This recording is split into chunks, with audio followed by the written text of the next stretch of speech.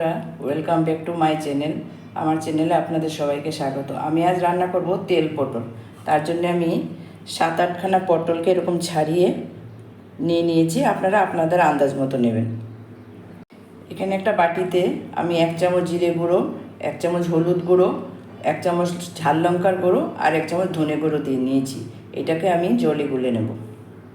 গ্যাসে কড়াই বসিয়ে সর্ষের তেল দিয়ে দিয়েছি পরিমাণ মতো। এবার প্রথমে দিয়ে দেবো আমি 5 ফোড়ন।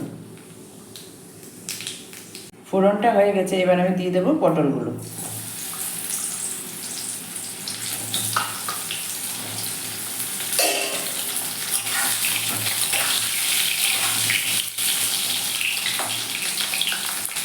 পরিমাণ মতো নুন দিয়ে দেবো। নুনটা দিয়েও ভালো করে একটু নাড়িয়ে নেব।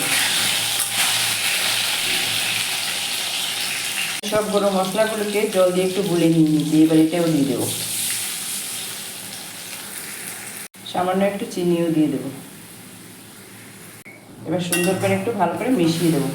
এই রান্নাটা একদম কম আঁচে হবে, ঢাকা দিয়ে দিয়ে, গ্যাস একদম বাড়ানো যাবে না।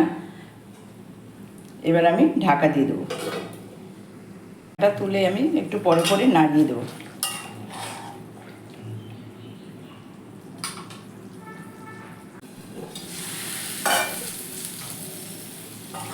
আমার তেল পটলটা তৈরি হয়ে গেছে।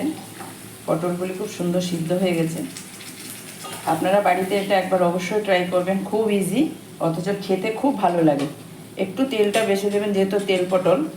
আমার এই রান্নাটা যদি আপনাদের পছন্দ হয় তাহলে একটা সাবস্ক্রাইব করে আমার পাশে থাকার জন্য অনুরোধ থাকলো।